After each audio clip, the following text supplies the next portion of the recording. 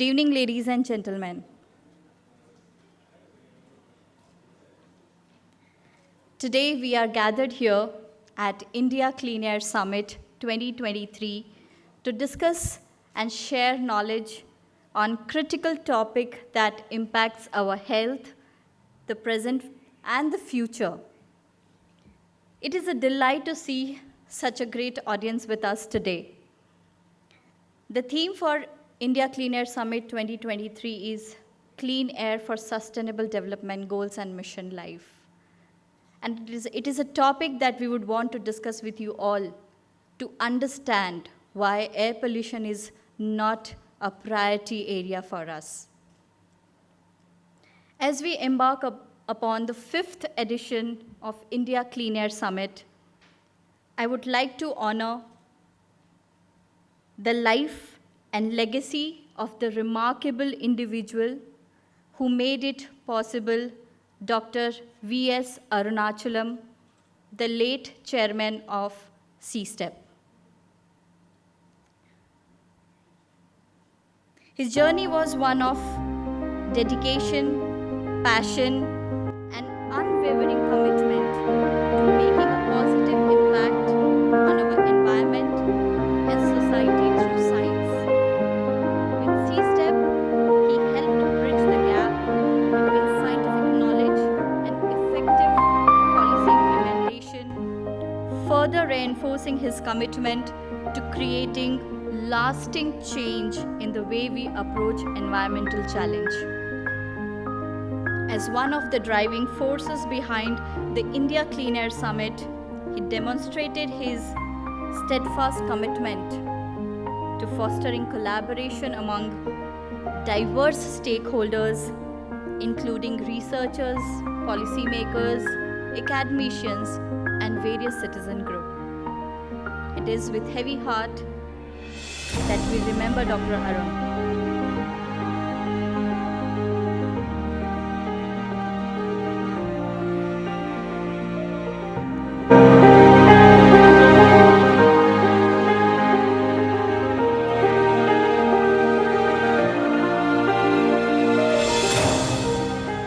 His departure has left a void in our hearts and in the world of environmental science.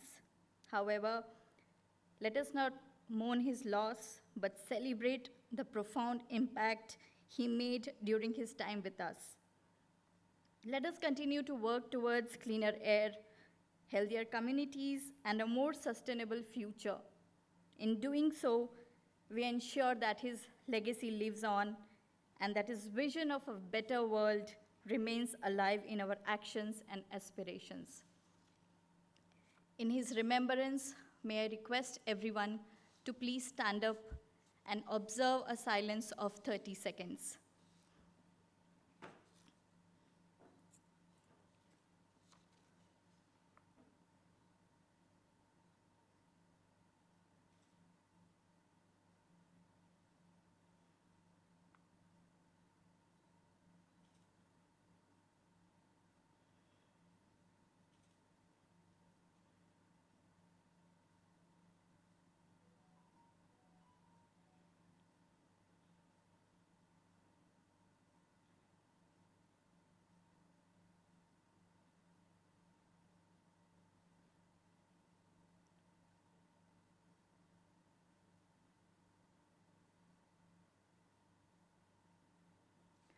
Thank you, everyone.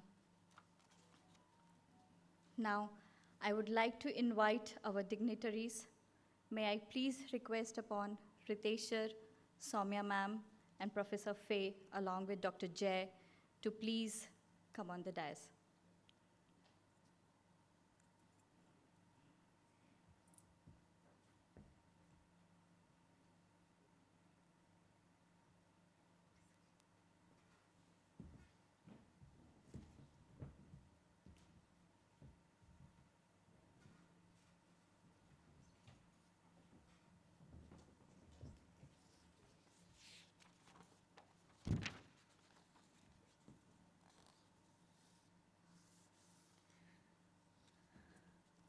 Rio 20 outcome document recognized that poverty eradication promoting sustainable pattern of consumption and production, and protecting and managing the natural resources for our future generation is essential for sustainable development.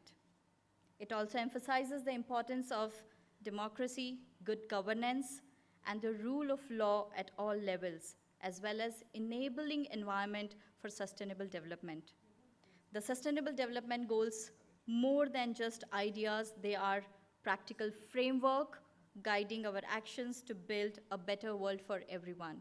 With this, I start this year's India Clean Air Summit. I would like to invite Dr. Jay Asundi, Executive Director at CSTEP, to please welcome our audience today. Jay.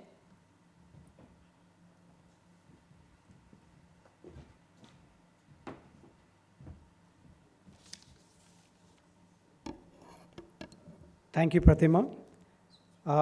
Good evening, everyone. It is my honor and pleasure to invite all of you to the India Clean Air Summit, 5th edition, 2023. A very warm welcome to my fellow people on the dais, Ritesh Kumar Singh, Soumya Reddy, Faye McNeil, and of course the other panelists on who are going to join us online, Sonam Wangchu, Dia Mirza. The Center for Study for Science, Technology and Policy was founded by Dr. Arunachalam in 2005. And the mission is to enrich policy making with innovative approaches using science and technology for a sustainable, secure and inclusive society. The three challenges that we have taken up as the Center for Study of Science, Technology and Policy is the clean energy transition. The second is a sustainable, secure future. And last but not the least is clean air for all. It is under the Clean Air for All mission or the challenge that we have taken up. The India Clean Air Summit was started 5 years ago. And the idea behind the India Clean Air Summit was to make sure that we have an engagement between academia, industry, policy making, and even other elements of civil society so that they can talk to each other and figure out that this is a common problem that we have to solve for all. This is not one group's problem that other people have to point out. It is a problem that we are all facing. All of us have to figure out a way to move forward. Given the importance of air quality and what we are seeing in our ecosystem, one of the things that we have come to realize is that there are 4 pillars to what we need to work on in air quality. Around measurement, to make sure that we are measuring the air quality, making sure that our air is indeed clean. Second is to model, to understand changes or what is happening around us and its impact on our air. The third is the policy engagement, making sure the public as well as policymakers understand the impact of the activities and the impact of air quality. And the new thing that we have started recently is that what we call capacity building. How do we build capacity in our institutions, in our society, and amongst our people so that they can understand the implications of their actions and reduce the amount of air pollution or improve air quality in our environments. With these few words, I look forward to a very fruitful engagement over the next 2 days. You will realize that there are people from different walks of life, different perspectives, and I think it is important to take in all those perspectives because that is where our rigor will come from. I once again welcome you all and look forward to a successful India Clean Air Summit. Thank you very much.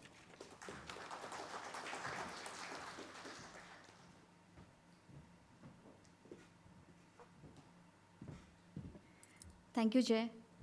I would now request you to felicitate our speakers. May I request you to please welcome Ritesh sir.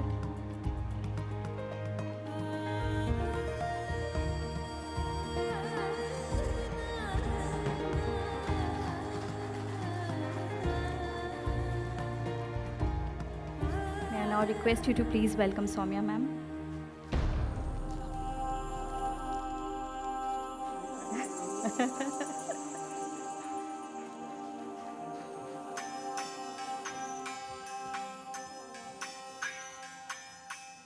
May I now request you to welcome Professor Faye.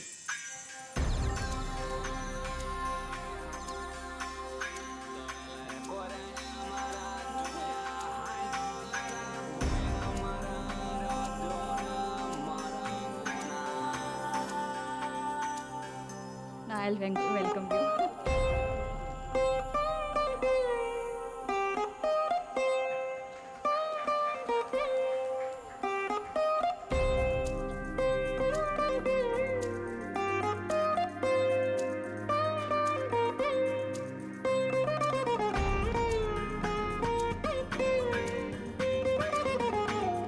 With this, I would just give a small introduction of Center for Air Pollution Studies at CSTEP. Thank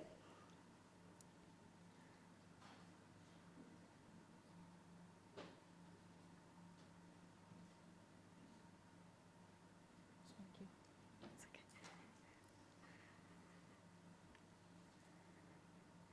I'll start with Center for Air Pollution Studies at CSTEP profile, about CAPS, our achievements, and our team. CSTEP is a not-for-profit organization since last 15 years where we are working in various sectors, starting from renewable energy, power sector, solar PV, climate change, adaptation and mitigation, and air pollution, along with strategic studies and artificial intelligence. We have been working in several states in India where we actively engage with the policymakers, think tanks, and academic institutions to marry science and technology with policy. Center for Air Pollution Studies focuses on 4 major verticals: atmospheric composition observation, where we do a lot of measurement studies; atmospheric composition modeling, where we whatever data has been collected, we model it to understand the air pollution levels in a better way at various levels: city, region, state, and country. Sorry.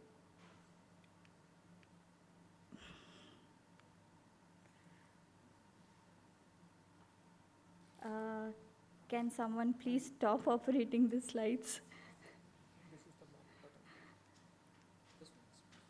Okay. Okay, policy development and assessments, because that's a very crucial part for all the modeling work that we are doing. And lately we realized that outreach and communication is as equally important for whatever work we are doing in the domain of air pollution.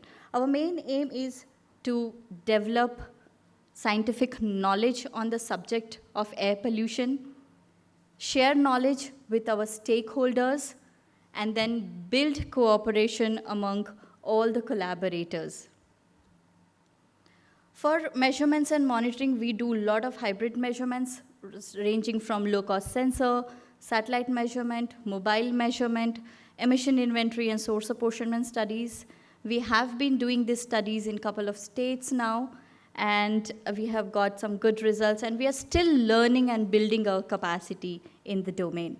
Modeling assessment, where we do a lot of receptor modeling, dispersion modeling, and policy assessment, we look at techno-economic assessment to understand the implications of implementation of control measures. These are our various stakeholders, collaborators, and funders who have supported us since last 5 years. We started Center for Air Pollution Studies. Our media partner, ASER, thank you so much for helping us take the event forward. Event partner, MTL, and digital partner, iBentos. Thank you so much. CSTEP, since last 5 years, has been working actively, and because of its involvement and the kind of studies we have produced, we were recognized as Institute of Repute for 4 non-attainment cities in Karnataka by CPCB under National Clean Air Program. We are also a member of Air Pollution Measurement Consortium by DST, and we are also a member of Air Quality Action Forum by UNEP. These are the various studies that we have been carried out. We started from Bihar, where we carried out comprehensive cleaner action plan for Patna, Gaya, and Muzaffarpur. These studies were adopted by Bihar State Pollution Control Board, and the actions were taken up for implementation. We have been working in the state of Karnataka, where we developed emission inventory and source apportionment studies for Bangalore city. And we have also carried out a lot of measurement studies in Bangalore city, where we did a network of low-cost sensors monitoring, mobile measurement monitoring, and satellite studies. Currently, we are working on regional level studies, where we are looking at how states need to interact if we want to solve the problem of air pollution. We are also looking at sector level issues such as DG sets, diesel operated vehicles, heavy commercial vehicles, how a policy should be developed for them at national level. And apart from that, we are also doing a lot of capacity building exercises. Apart from this, in the domain of modeling, we have started looking at reduced complexity models so that everyone is able to run model and look at the dispersion of air pollution at various levels. And then going forward, since we have developed our expertise in handling various kind of instruments, we are planning to set up a super site in Bangalore where we can evaluate various kind of instruments which can be used to measure air pollution at various levels. I have already discussed our policy achievements, and we hope and we strive that going forward, we will be able to contribute more towards policy part and are able to contribute towards clean air for all. This is our team. We recently got our sector head, Dr. Subramaniam, who has been leading Center for Air Pollution Studies actively, and we hope to see amazing studies that we will be carrying out in future. With this, I would like to just mention that we have been working on emission inventory for 76 cities in India, and we have just completed our study. We are in the process of preparing report. So today we will be launching our report for 4 states in southern region: Karnataka, Telangana, Andhra Pradesh, and Tamil Nadu.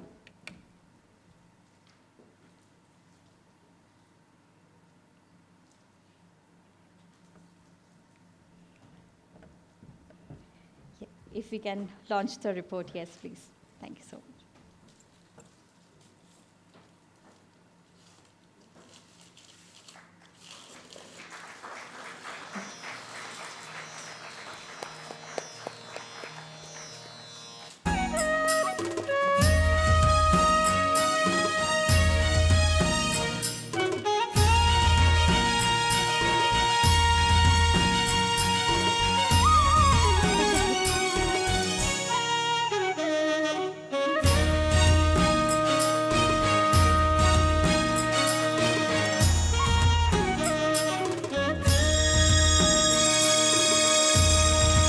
Thank you, everyone.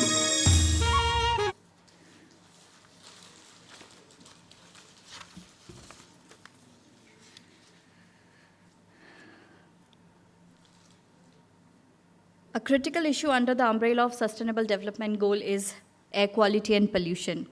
Air pollution disregards borders and impacts everyone, regardless nationality and economic status. This underscores the necessity for collective action.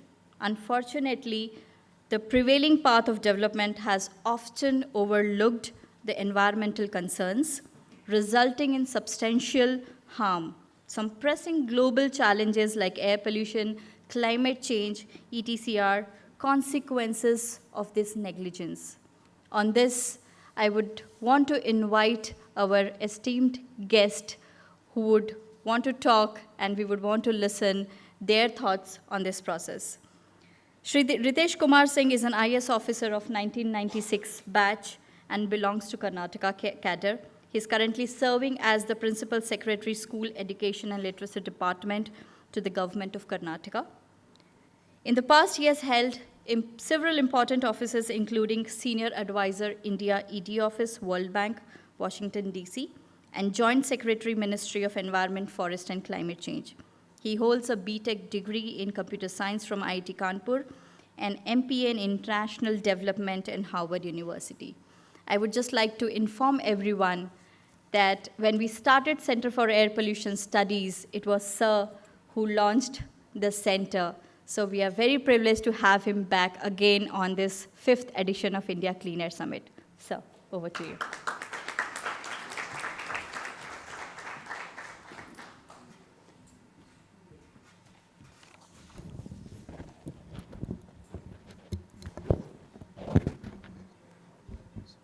Thank you.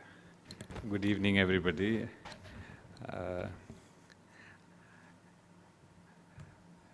Dear friends, I'm not very sure I am the right person to be addressing this conference, because when I was invited by Pratima ji and Jay, and of course, I've known all of them for a long time. They're all very good friends.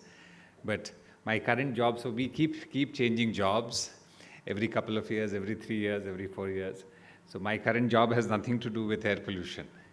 So I requested Pratima ji that I will come and I'll probably have lunch or dinner whenever you guys are organizing the conference, and meet some of my old friends rather than actually coming and giving a talk.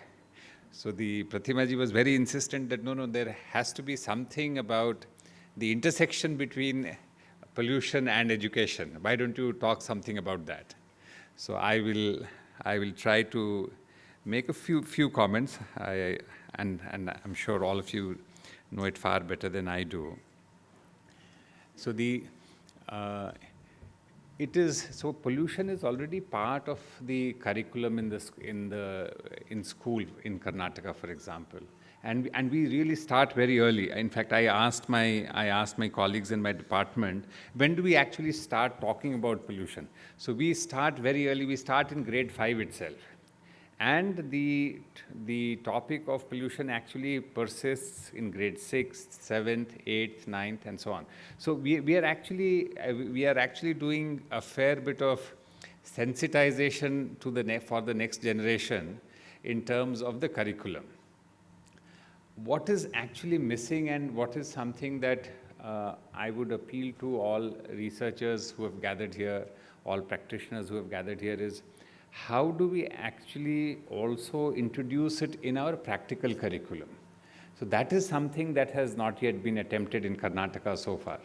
And we know that so many exciting developments are actually taking place in the area of air pollution measurement and low-cost sensors, for example.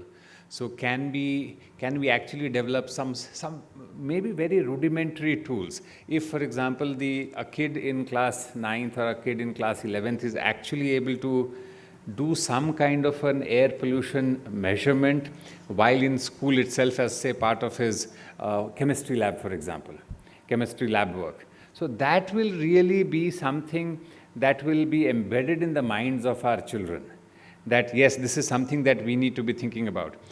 One of my colleagues, when I was discussing what are the things that we could possibly think about, one of my colleagues made a very interesting suggestion that why don't we ask children to measure the pollution caused by the chalk that a teacher uses while writing on the board.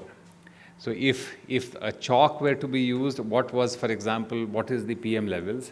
And if we are not using chalk, if we are using a whiteboard, what is the pollution level in the classroom? So these are possibly ways in which we can actually reach out to the young people of our country and make sure that they are also invested and involved in talking about this huge issue that we have. I would like to share a couple of thoughts about the situation as existed in Delhi, because I was part of the team that actually formulated the National Clean Air Program and also the mitigation measures that were put in place for Delhi. And I used to sometimes go out and talk to groups of researchers, groups of college students, sometimes groups of school students as well. And in Delhi, there is a huge amount of awareness about this entire issue. Of course, the big reason is that Delhi also has, the problem itself is very, very huge. So that is, of course, the reason why, because schools get shut down, colleges get shut down, businesses get shut down, so because of the air pollution. So that is why the public there is very, very invested in this entire thing. In Bangalore, luckily, because of the geographic location, the fact that we get rains intermittently almost across the year, the pollution levels are low, but pollution levels are indeed increasing. So we should not wait to become another pollution hotspot before we actually start talking about all these very, very restrictive measures.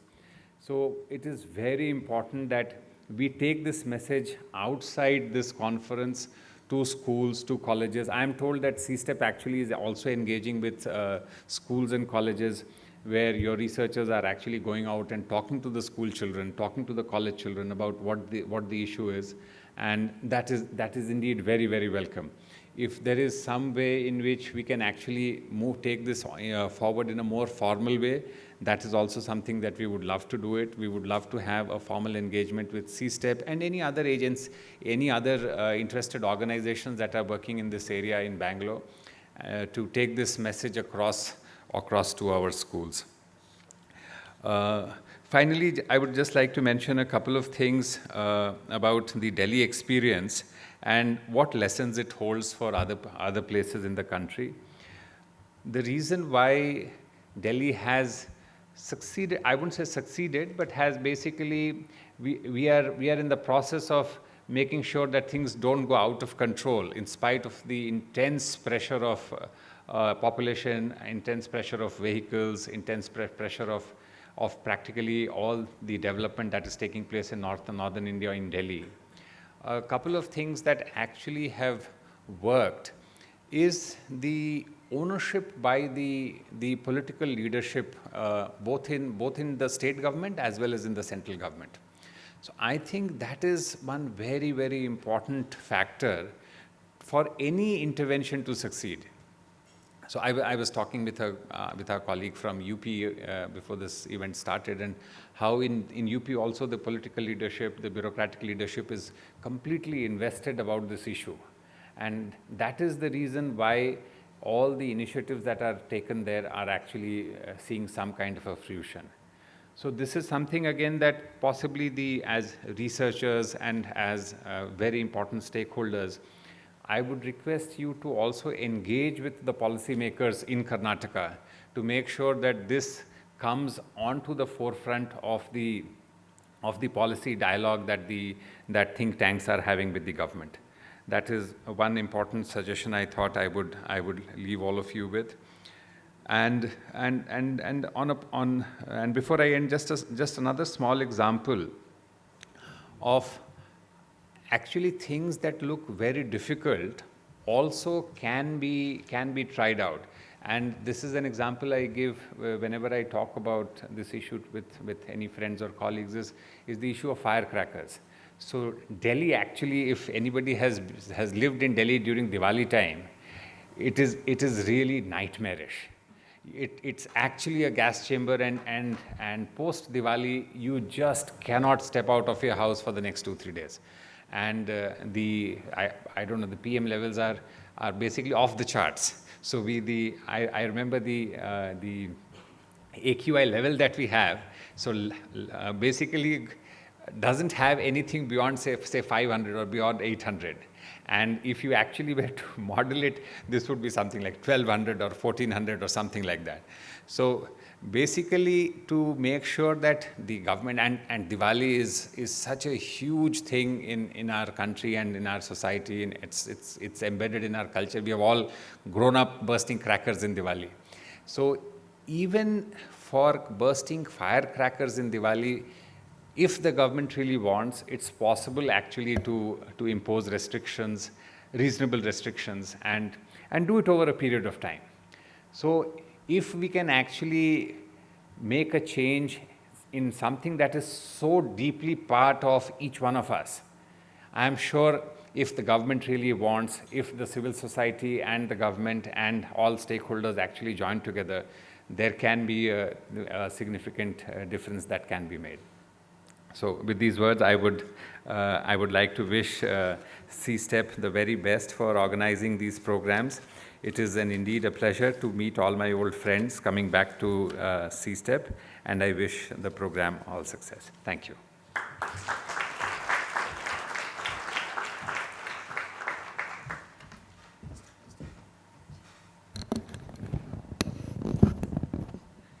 Thank you so much, sir, for bringing that important point that literacy is very important. It can be in any subject. I just want to share one example that I was giving a talk at a school, and there were kids from class 1 to class 12th. And when I asked a simple question that, do you guys know what air pollution is? You won't believe that class 2nd, 3rd standard kids raised their hands and they said, yes, they know what air pollution is. And one of the kids just raised their hand and said, there are 3 types of air pollution: air, water, and soil. And it was really surprising, a class 3 student telling about 3 types of air pollution. So definitely, if we can encourage, all these activities at school level, probably by the time they reach 10th and 12th standard, we can have better improvement in the society. And thank you for extending support to CSTEP for doing the kind of work we are doing, and we will definitely reach out and see how we can collaborate and be part of the capacity building. Thank you so much, sir. Moving on, I would like to now invite Ms. Dia Mirza. She is a renowned model, filmmaker, actress, and activist, a committed voice for change. She has contributed her efforts in the field of social change, conservation, and environment. As a goodwill ambassador, Mirza works with the United Nations to further spread the message on priority areas including clean air, clean seas, wildlife protection, and climate change. Can we please have Dia online? Good evening, friends. I hope you can hear me and I'm visible to everyone. Yes, we I'm can actually hear you. looking at myself right now, and that's rather strange. Can I please request the tech team to give me a view of the auditorium so that I don't feel like I'm looking at a mirror and Yes, speaking? sure, we can do that. Thank you so much. I want to start with thanking CSTEP for making me a part of the India Clean Air Summit. This is going to be a vital program that is going to build momentum on the partnerships that we need between civil society, policymakers, and everyone at large. I have to admit that when I first started engaging with CAPS over 7-8 years ago, I discovered things that completely terrified me. And I remember feeling so despondent that there were so few people who understood how bad air quality, pollution, how air quality and poor air quality impacts and impairs health of people and young children and older people across our country. And at the time when we started off understanding what is happening and working together, there was not enough infrastructure and effort being made to actually evaluate and know what the air quality index in various parts of the country is. Since then, we've come a long way. And I truly believe that we have come this far simply because of the efforts of every single person seated in this room today and on this panel. And I'm grateful to each and every one of you, because without proper measurement, without knowing how bad the problem is, we can't possibly work on the solution. So a big thank you to everyone.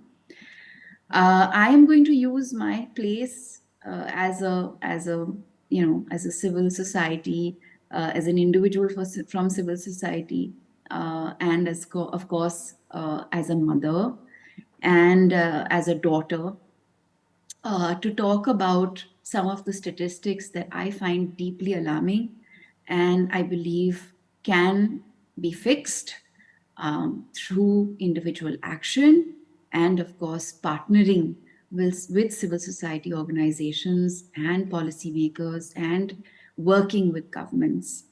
We all know that air pollution kills 7 million people worldwide each year. This is an alarming statistic. And what is even more alarming is that 90% of Indians breathe polluted air every day. And India reported 980,000 deaths in 2019 because of particulate matter. 70% locations in India where ambient fine particulate matter is being measured does not meet the prescribed national standards of healthy air quality. Now, when we think of statistics like this, we need to understand, what does breathing polluted air do to us? What does it do to our children? What does it do to the elderly? Let me start with talking about what it does to our children. Because as a mother, one of the things that makes me extremely despondent, but also extremely resolute to participate in creating action for clean air is the following. Constant exposure to toxins impairs lung and brain development. It causes asthma, it lowers the birth weight of babies, it increases the risk of miscarriages, it leads to preterm births, it causes prenatal health risks, including ischemic heart disease, stroke, and more. There's data available that indicates that the placenta, that is supposed to be the place that protects a baby and gives the baby the health that the baby needs, is affected by polluted air and has also been found with traces of plastic. I mentioned plastic here because I think this is where personal action can play a very integral part in mitigating and combating air pollution. I really believe that the Sustainable Development Goals can be adopted at an individual level. And by adopting it at an individual level, we can find the individual actions that we can take to mitigate pollution and poor air quality. There are 3 actions that I think each and every one of us can definitely take. One, of course, is to become aware of the waste that we generate and to ensure that we scientifically dispose of our waste. Because every single piece of waste that we create is going into the environment and very often lands up in landfills, polluting the air, the water, and the soil. And this is something that we can almost immediately fix if we all collectively act on this. And it's a problem that is only intensifying because of lack of initiative and participation. There are states and there are some cities in the country that are actually acting on air pollution and just being responsible about the waste that they're generating and the waste and the way they're disposing of their waste. I take great pride in segregating my waste, in composting my wet waste, in ensuring that every different kind of waste is collected by the correct vendors and is disposed of in a scientific manner. And I do believe that while it may not be the most convenient thing to do, and it does require effort and time and patience, it is something that we absolutely have to promise ourselves to do. Because in doing so, we will be contributing to improving the quality of the air we breathe and, of course, avoiding pollution of soil and water. The second action that all of us can take, it's an action that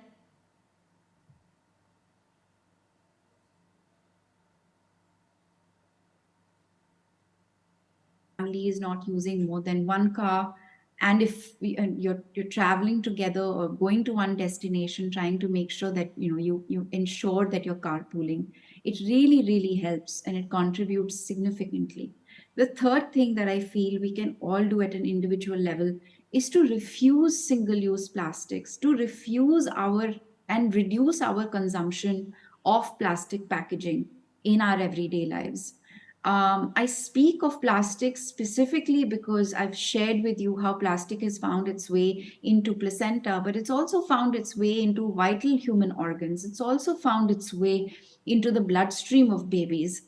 And it's found its way because it is being burnt, because it is being irresponsibly disposed of, and this impacts human health.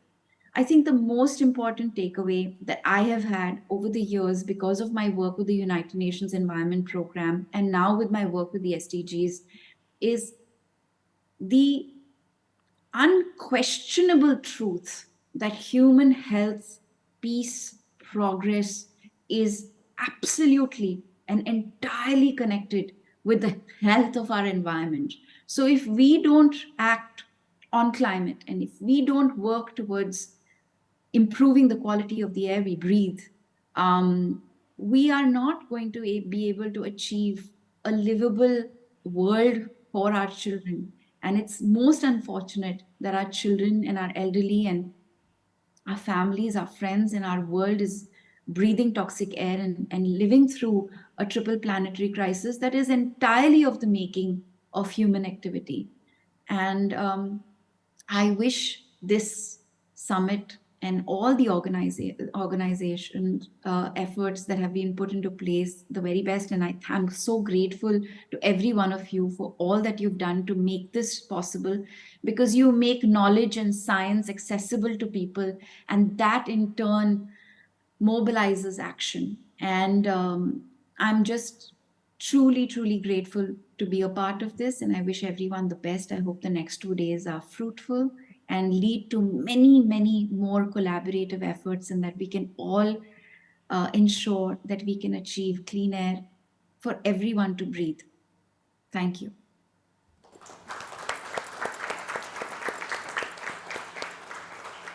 Thank you so much, Diya. You have rightly put that we need to combat air pollution. We don't need to solve it, but we need to be on a war front to tackle this challenge, which is not only impacting us, but the future generation. And thank you for highlighting the activities like managing your waste in a very effective manner.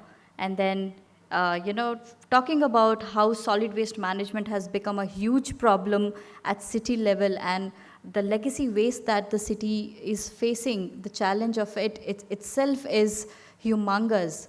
And the government officials themselves are, fighting to solve this problem on their hands.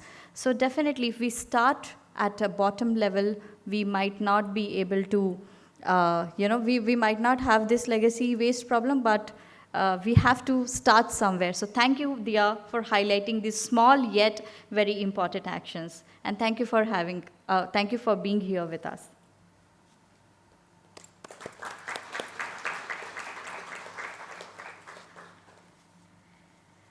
Moving forward, I would like to invite Ms. Soumya. She has 15 years of experience in grassroots level activism, research training, community mobilization, women's rights, human's rights, education, animal welfare, you name it. She has worked in different sectors. She represents a new wave of Indian politics, highly qualified, globally aware, environmentally conscious, and yet deeply grounded. Soumya has been conducting awareness programs on water conservation, segregation and composting of waste. She played a key role in Karnataka's plastic ban, collaborating with citizens, associations, officials, and various other representatives. She holds MS in Environmental Technology from New York Institute of Technology. I have shared a platform with Soumya where she passionately spoke about the air pollution challenges that we face in the city, and hence I would want to invite you, ma'am, to share your views.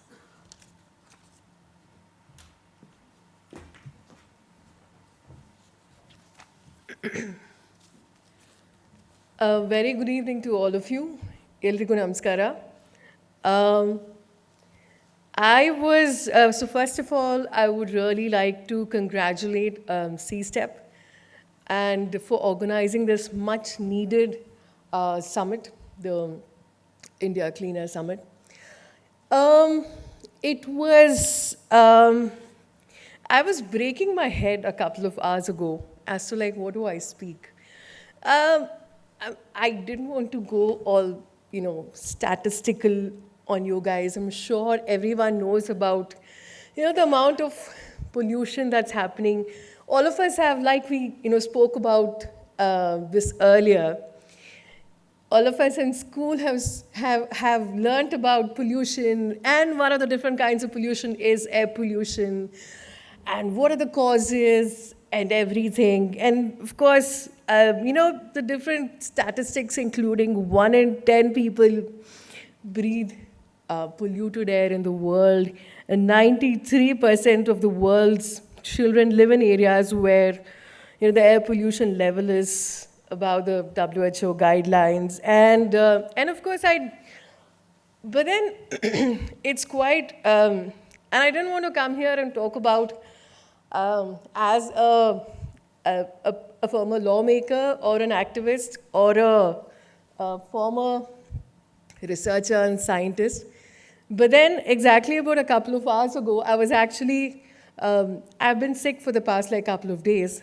And so I had my nebulizer and I'm reading the notes what I should be speaking. So it's quite ironic that I'm probably the perfect person to be speaking over here. And my puppy just came running towards me and he was seeing the nebulizer for the first time. And he starts licking and he was like, what's happened? And unfortunately, I also ran late because I couldn't find my inhaler. So, it's very sad that what's happening, not just in our own country, in our own cities, but also across the globe. I'm standing in front of, I'm sure, a lot of experts and sitting among other experts as well. Probably about 15 years ago, I was also standing when I got my master's degree in New York. I was also one of those kids standing, holding hands, where we're talking about climate change, and this is how the sea level is going to rise. And of course, Sir spoke earlier, it's so important that we talk about education, we ensure that this becomes something that we address every single day. And why is that? Air pollution is probably like the anath bacha of the different things that we are interested in. Sir spoke about Delhi. I was, in fact, working in Delhi in 2009 or 10. That's when the Commonwealth Games happened. And I was traveling in the metro, and we couldn't even see 5 feet, 10 feet ahead. And it was that bad. And in cities like ours, like Bangalore, and of course many other places as well, I think it's high time that we ensure that we take this seriously. It's and of course Dr. Pratima was talking about how we met a year or two ago at Jayadeva, which is, for people who are not from Bangalore, it's a very famous cardiology hospital, and how air pollution and heart attacks are connected.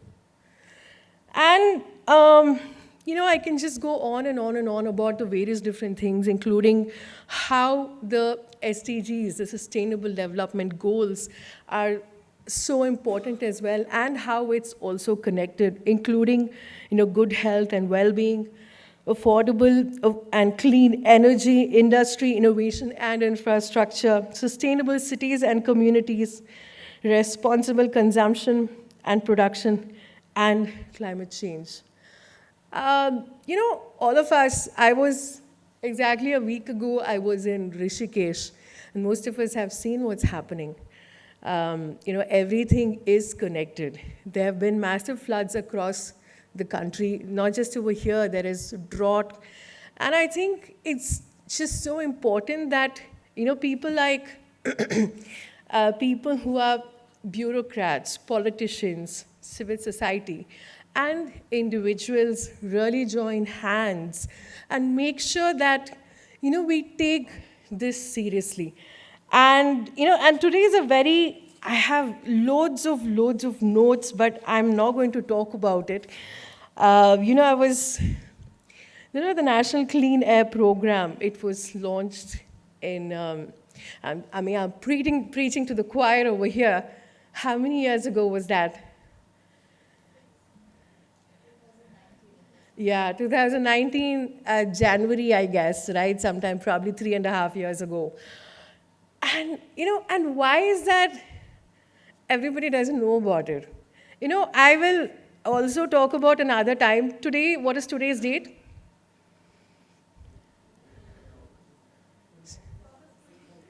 Yeah, August 23rd, 6 p.m. 04. Why was it significant for us? Yeah, Chandrayaan-3, we landed on the moon, right? And I think why I share these two things is because unless we take this, I was just online and I was on Insta and I was on Twitter, and probably every single person I know is actually talking about us landing on the moon, us as a country, and us being very proud. And I think I will feel as proud or more proud when we ensure that we take air pollution seriously and ensure that we combat and mitigate it. And once again, thank you so much. I'm also extremely excited to also be a part of, the various different things like Doctor was mentioning earlier, be it schools, because being an activist, and then I ended up doing technical training, but then I decided to jump into electoral politics because I wanted to use all the laws and policies and that to be translated into action. So I'm more than happy to coordinate with the present government to ensure that we fight air pollution together. Thank you so much.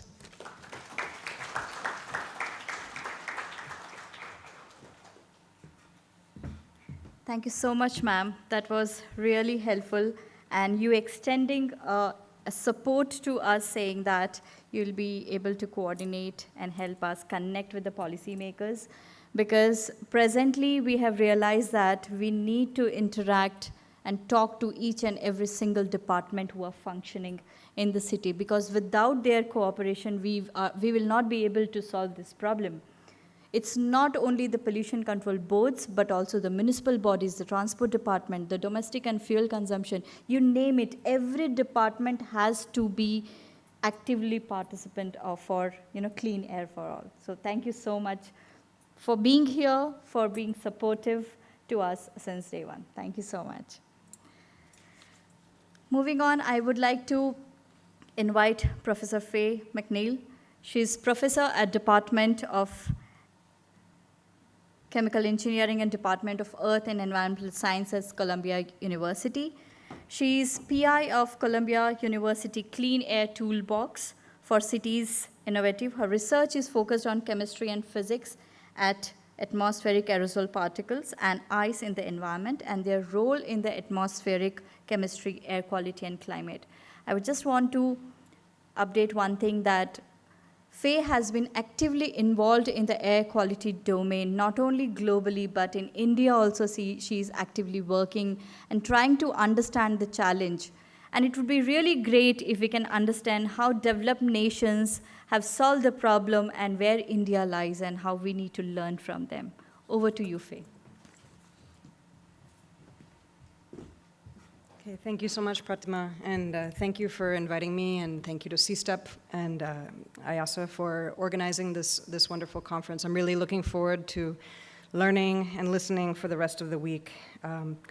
I especially wanted to mention IASTA because I'm the incoming president of the American counterpart of that organization, the AAAR, American Association for Aerosol Research. So I hope I connect with some of you and can discuss this through the course of this week.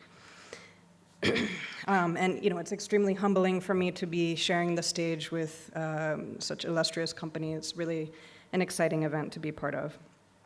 So my message tonight is a positive one of hope, really. India is making major strides towards clean air.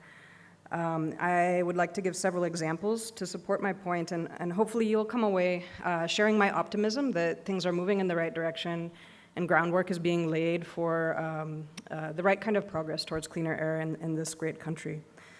Of course, air pollution is, currently and will be for a while a major public health issue. According to a recent study by researchers at University of Chicago, even in Karnataka, which, as we know, is relatively clean, life expectancy is cut short by more than 2 years for each person living here due to breathing high levels of fine particulate matter. Of course, this is more severe in other states which experience more extreme seasonal air pollution from Haryana to UP all the way to Kolkata. But this is a nationwide issue, and I think progress is being made towards addressing it. This problem affects anyone who breathes air. So in other words, all people, right? In a nation where there are kind of multiple urgent environmental and social issues that need to be addressed, and there's a matter of prioritization sometimes. I've heard people say, air pollution is a rich person's problem, a rich person's concern. Really it's affecting all of us, and in fact, those with lower socioeconomic status are often bearing the more extreme burden in the home and in the workplace with their exposures. I think, this audience certainly already knows the urgency of the air pollution crisis, so let me shift to my examples of what gives me hope that progress is being made in the right direction towards cleaner air in India. I've been visiting India regularly since 2007, and I've experienced air quality just as a human, as a mother, person with asthma, and so I've seen things evolve a bit over the years, and I began studying this issue more intensely around 2016 when data became more widely available and it was more possible to kind of get into the trends of what's happening. But even since 2016, great progress has been made. All right, so as a first and very important example, air pollution monitoring has expanded exponentially. There's coverage of more cities and states, and there's been a shift towards monitoring fine particulate matter, or as we say, PM 2.5, and not only PM 10 and total suspended particulates. This addition of the PM 2.5 monitoring is very essential for addressing air pollution as a public health issue, since fine particulate matter is the one that penetrates deeply into our lungs and gets transported into the bloodstream, affecting many body systems. This monitoring, it's really the foundation on which clean air action is built. It's the basis for what I call quantifying the cost of inaction, so not acting. In order to truly motivate action towards clean air, you have to be able to quantify how many lives are being lost, what is the economic and human impact of what's happening while we continue to be exposed to hazardous air pollution and we haven't achieved clean air yet. Monitoring and data is, of course, also essential for awareness of the issue. And as others have noted this evening, public awareness is certainly increasing across the country, although there's some way to go. In Delhi, I have friends who maybe 10 years ago, they would look out the window and see the brownish haze and say, the weather is bad today. Okay, and these same people today, they pull out their phone and check the AQI on their app, they see the billboard with AQI, and then they plan their activities accordingly. So there's no questioning that progress has been made, and this is starting to become part of everyone's awareness. Of course, NCAP, as was mentioned, was launched in January 2019, and I think this is really a huge milestone. Simply, on the most basic level, the fact that it identified air pollution as a critical problem for over 130 cities across the country, not just Delhi, right? This in itself was very significant. 5 years ago, if you spoke to people in other cities, often the answer you would get is, we don't have an air pollution problem, we're not like Delhi, that's a Delhi thing. No, there are cities all across the country that have this challenge, and there are clean air plans in place to work towards addressing it.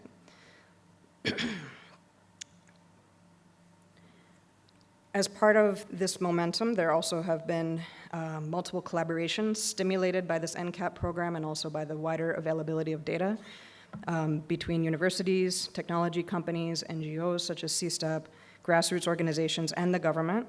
And there's a lot of innovation happening in India in terms of approaches towards clean air. And finally, even if we just look at the raw data, there are positive indicators that things may be turning a corner, right? There's still a long way to go, but for example, the number of days with unhealthy or worse air quality index is starting to improve in many locations. Okay. But obviously, there's still a great deal of work to be done. And the pressure that's on states and municipalities to clean up their air and reduce emissions of sources and find the key that will get them towards attaining the air quality standards is enormous. And reducing emissions it's not just a technical problem, it's a practical one, an economic one, a social one. And often, the tasks on the Clean Air Action Plan which get tackled might be the ones that are prioritized on these bases, right? But given the long way to go towards achieving standards, it's good to prioritize in terms of which actions will have the most impact and actually get the reduction in pollution levels that will lead to attainment. In order to make this kind of prioritization, data are absolutely essential. Source apportionment studies and emissions inventories are part of this. But I assert that neighborhood-level monitoring studies using carefully calibrated sensors is another way that we can get this kind of insight, and this has proven useful in my work in Kolkata as well as in Africa, US, China, many locations across the world. Our recent study, which I'll present in more detail tomorrow as part of the conference, indicated that regional and secondary sources of PM 2.5 were of very high significance in determining pollution levels in Kolkata. And this is something that probably would have been overlooked without this kind of data, because simply looking at the overabundance of local sources in a big city like this, one might not think to look outside as being the culprit for high pollution levels. And this isn't only something that happens in Kolkata or India. The way that a lack of data would influence decision making is a type of observational bias that's so common it has a name. It's called the lamppost effect or the streetlight effect. And this is named after a parable of a man who drops his keys on a dark street, and then when he looks for it, goes to where the street light is because it's easier to see there, right? If we have more data, this will help us avoid a situation like this and help us find the key to cleaner air. So Pratima asked me to comment a little bit about lessons that we can learn from other countries and their journeys towards cleaner air. And indeed, there are many other cities and countries that we can learn from, both in the East and West, in the global North and the global South. So my PhD advisor, who is no longer with us, was Mario Molina, and he's well known for his work in megacities, including his hometown of Mexico City, which has made huge progress in the last decades. In the United States, we've made slow but steady progress towards cleaner air since the time when we were having air quality crises in 1950s. Of course, now we're having a new type of air quality crisis with the wildfire seasons, which are becoming increasingly intense. The success of the landmark Clean Air Act of 1970, which created the US EPA, comes from a number of factors, including a strong legal framework that allows enforcement of regulation and pressure from citizens, as well as some back and forth dialogue between the federal government and the states. That occurs here as well, right? So we're seeing that with NCAP. One thing that might be different is that we have states in regions which share a similar airshed cooperating together in order to meet their standards. This is essential, for example, for a small state like Connecticut, which is directly downwind of New York City, and there's no way that they alone could meet the air quality standards. Another different feature of the regulatory landscape in the United States is the importance of numerical air quality modeling that allows predicting air quality under various scenarios. Okay, this is actually an essential part of the regulatory process. So EPA's model, the Community Multi-Scale Air Quality Model, is used by the states to demonstrate that their implementation plans will allow them to meet the national standards. And the implementation plans will be accepted by the federal government on that basis. Air quality modeling is in more of the development stages, I believe, in India, and isn't really part of the regulatory framework. There's a huge amount of potential for that. So I hope you accept my message of hope that things are absolutely moving in the right direction, and there's a lot of more opportunities of things that can be done to get the rest of the way. So thank you.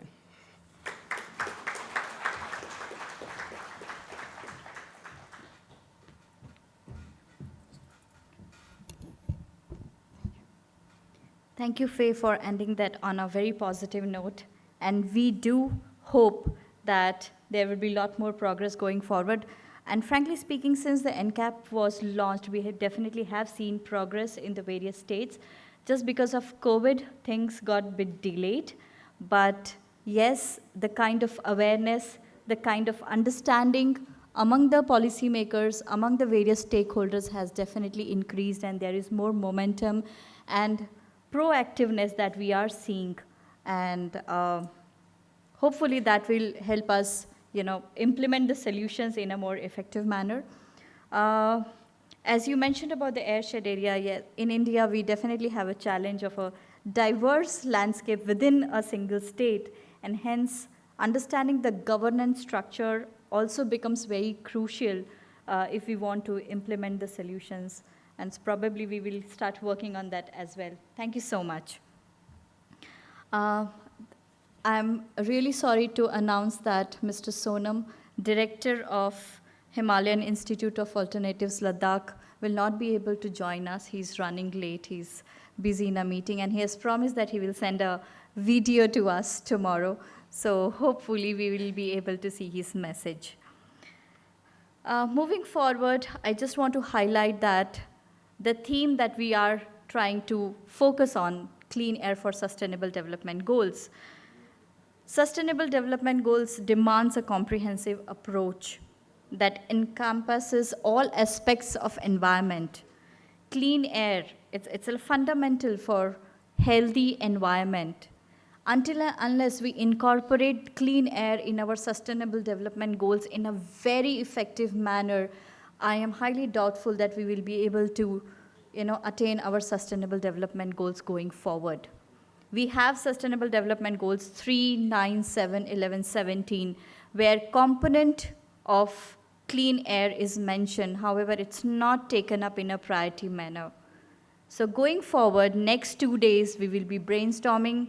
We will be talking about how we can incorporate clean air objectives in a better way in our sustainable development goals. Tomorrow's session will be focusing on, can we truly achieve sustainable development goals without clean air? And day after, we will be talking about science, technology, and society for clean air. We look forward to very engaging discussions on 24th and 25th, and we hope that you all will be here. Thank you for joining us for this inaugural session. I thank our esteemed speakers here to find time and join us and make this event more enriching. Thank you, everyone. Thank you all the people who have joined us and also online. Thank you so much. We will have our dinner now. Thank you.